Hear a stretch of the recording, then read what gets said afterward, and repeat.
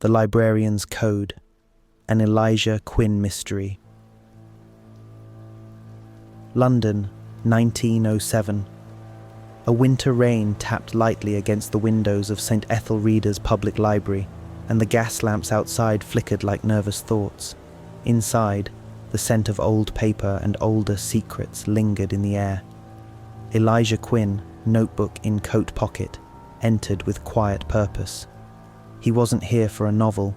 He was here because someone had been found dead, not beneath a chandelier, but beneath a stack of catalogue cards.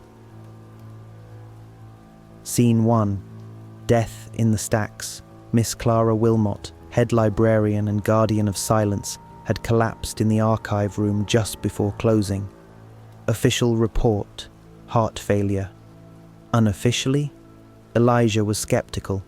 He passed a constable stationed by the door and approached the assistant librarian, a jittery young man named Edwin Tupp. "She was always the last to leave," Edwin said, wringing his hands. "Loved her system too much to trust anyone with closing." "And when did you find her?" Elijah asked. "About 8:30. She was crumpled behind the card catalogue. There was a drawer pulled open beside her." Elijah knelt near the cabinet. A single drawer was still ajar, filed under M. Inside, the cards were scattered, but one was missing. He noted the index range, MacLeish to Milton. "Odd," Elijah said. "Books don't usually kill their keepers." He examined her shoes, scuffed, damp soles, not from the library carpet, from outside. Had she stepped out earlier? He made a note. Scene 2. The locked room. Clara's small office overlooked the reading room. It was tidy, again too tidy, but on her desk, a sealed envelope, unaddressed. Inside, a single line written in looping ink. "The code is in the catalogue." Edwin hovered at the door. "She wrote letters to herself sometimes, memory tricks." Elijah turned the envelope over. No seal, no stamp, just intention. His fingers brushed over the letterhead, faint indentations, as though something else had once been written and erased. He clicked open his pocket watch. 9:42 a.m. Then, from the far corner of the office, something glinted, a magnifying lens used for rare volumes. Elijah lifted it and revealed the ghost of writing beneath the top line. "If I go missing, find book 427-M. He examined the chair, one leg slightly cracked, as if someone had stood on it recently. He jotted down another line in his notebook. High shelf. Hidden clue. Scene 3. A hidden volume. Elijah descended into the shadowed archives, M section, shelf 427. Between Middlemarch and Moby Dick sat a book that didn't belong, blank spine, dusty, untouched. He pulled it. It wasn't a book. It was a hollowed case, and inside, a ciphered ledger and a small brass key. He flipped the ledger open, coded entries, but some names stood out. All library donors, all with generous contributions, and one name circled in red, Mr. Gerard Langford. Edwin gasped behind him. "He's on the library board, rich, powerful. Why would she keep this?" Elijah didn't answer. He was already turning the brass key over in his hand. There was something else tucked inside, a ribbon bookmark with a single phrase embroidered in Latin. He translated aloud. "Silence keeps the ledger. Truth opens the door." Scene 4. Tea with Mr. Langford. Langford lived near Kensington Gardens, all marble and moustache.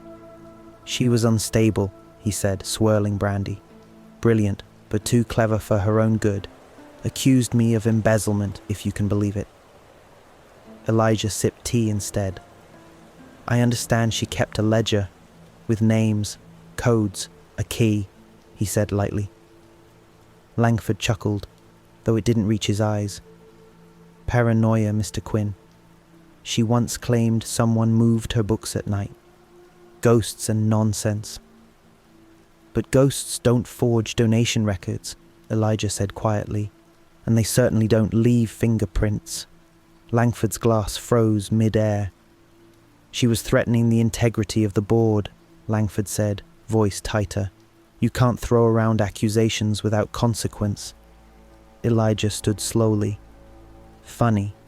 That's exactly what she said. Scene 5. The Whisper in the Filing Room. That night, Elijah returned to the library. He used the brass key on a cabinet in Clara's office. Inside, a small safety box.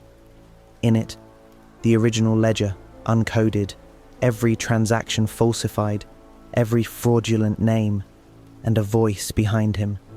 I tried to warn her. Edwin stepped from the shadows. She found it all, but wouldn't go public, said she needed proof. And you? Elijah asked. I helped her hide the real ledger. Langford would have destroyed it. I thought maybe you... Elijah nodded, scribbled in his notebook. Edwin knew, not guilty, quiet hero. They sat together in silence a moment. A clock ticked in the hallway. Outside, the rain had stopped, but the fog lingered. Scene 6, the final entry. The next morning, police arrested Langford on charges of fraud and obstruction. In his cell, he muttered something curious. She said the books were watching. Elijah smiled faintly. Clara Wilmot hadn't died of fright. She'd been silenced, pushed down a set of catalogue drawers by someone who thought knowledge should stay buried. But knowledge, like time, finds a way to resurface. At Clara's funeral, the library was filled to capacity. Former patrons, scholars, readers who had found more than books under her care. Elijah lingered by the door, quietly watching. As the organ played a final hymn, he opened his notebook and wrote, "A librarian guards knowledge. A true one dies for it." As the fog curled once more around St. Ethelreda's Gothic arches, Elijah adjusted his coat and stepped out into the grey morning. He wrote in his notebook, "Truth is a borrowed book.